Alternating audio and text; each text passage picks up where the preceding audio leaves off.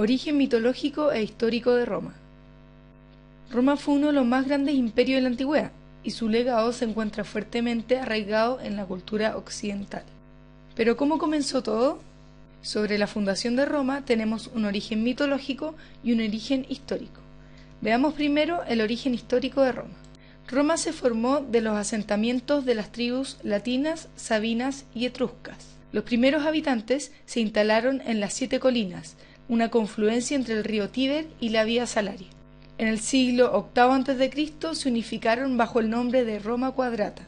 Los historiadores romanos fijaron la fundación de Roma el 753 a.C. y a partir de eso crearon su propio calendario.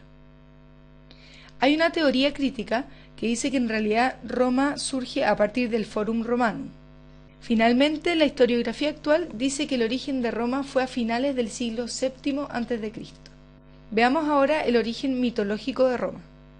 Está fechado el 21 de abril del 753 a.C. La explicación mitológica es una tradición. Se trata de la historia de Rómulo y Remo. El poeta Virgilio, en su obra La Eneida, tomó la tradición y redactó la historia. El héroe troyano Eneas, después de la caída de Troya, había llegado al Lacio y se había desposado con Lavinia, hija del rey latino. De ellos descendió Rea Silvia. El dios Marte se enamoró de ella y tuvieron juntos 2 hijos, Rómulo y Remo.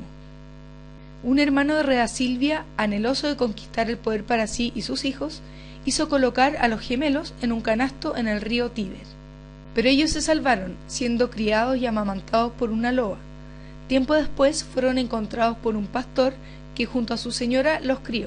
Al descubrir su historia, los hermanos se dieron cuenta que tenían la misión de edificar una ciudad. Rómulo descubrió que debía fundarse en el Monte Palatino.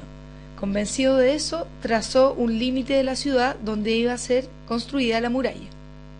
Remo atravesó ese trazo de la muralla para burlarse de su hermano, pero como el área urbana era sagrada y nadie debía violar ese muro, Rómulo le dio la muerte a Remo. Así Rómulo se convirtió en el primer rey de Roma. Es importante tener en cuenta que, aunque el origen mitológico hoy día no es considerado como válido, la leyenda le dio sentido por mucho tiempo a la fundación de Roma entre sus habitantes. Enfatizó también el rol que Roma debía cumplir con respecto a los otros pueblos.